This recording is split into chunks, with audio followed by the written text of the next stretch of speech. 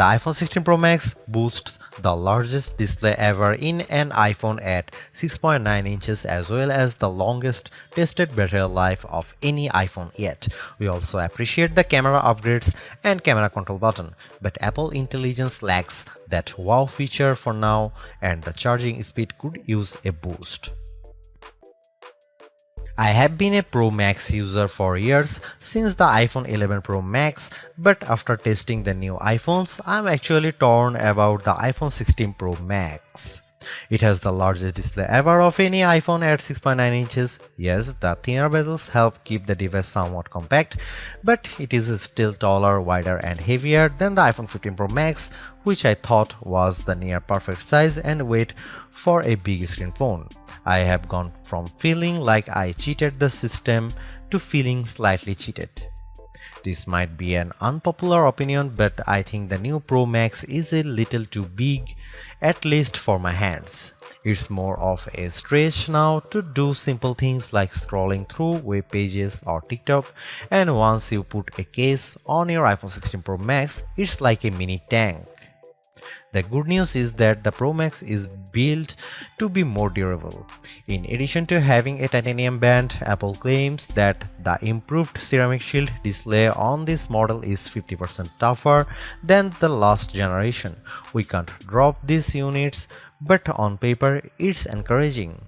The iPhone 16 Pro Max comes in 4 colors: titanium white, titanium black, natural titanium, and desert titanium.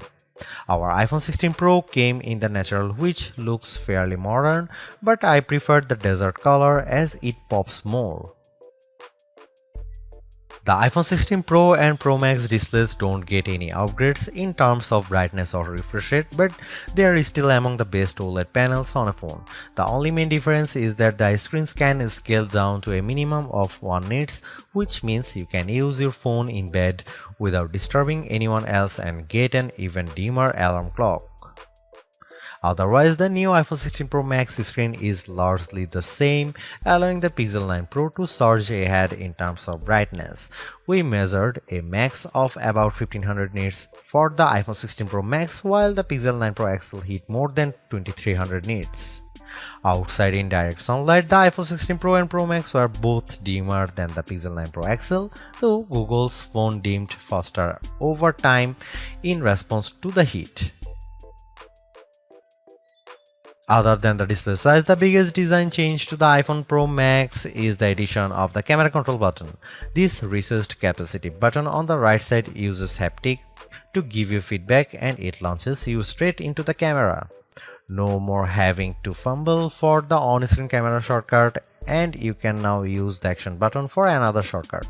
This thing is pretty easy to use in both portrait and landscape mode. So what can you do with camera control? A lot, actually. A quick press snaps a photo and a long press starts recording a video, but I'm not a fan of the fact that the video stops when you take your finger off the button. You can also slide your finger across the button to zoom in and out, which is pretty smooth. Not as smooth is the double soft press, which launches a sub-menu of various options, from tweaking the depth and exposure to toggling between multiple photographic styles. Camera control works well, but applying just the right amount of pressure and remembering what a single press and double press do takes practice. I also wouldn't recommend taking macro shots with the camera control, as it shook the camera when I got super close to a subject.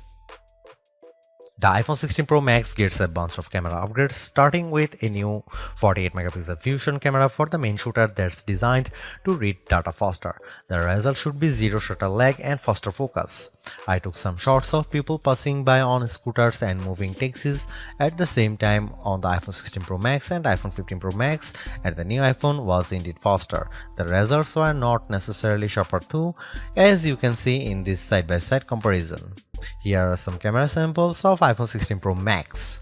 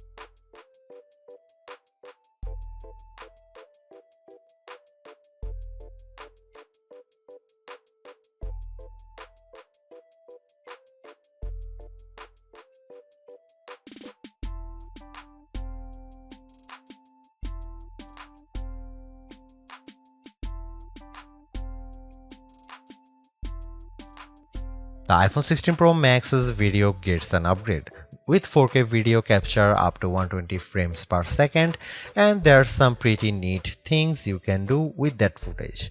Using the playback speed controls, I could slow down a ping pong match to 50%, 25% or 20%, and the footage still looked sharp. The iPhone 16 Pro Max is indeed an iterative upgrade, and maybe it wouldn't feel that way if Apple Intelligence was available today along with all the promised features. Instead, it's going to trickle out over time, so I would not to be in a rush to upgrade.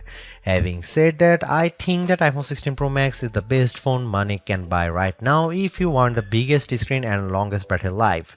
It lags in zoom versus the S24 Ultra, but you get more endurance, better camera quality, and plenty of creative features like photographic styles and audio mix. I actually preferred the AI capabilities of the Pixel 9 Pro XL series with its smarter Gemini Live voice assistant and other features like Add Me for photos and Pixel screenshots. But the Pixel's performance and battery life trail the iPhone 16 Pro Max. For me, the iPhone 16 Pro Max retains its title as the best phone, but it's not because of Apple Intelligence.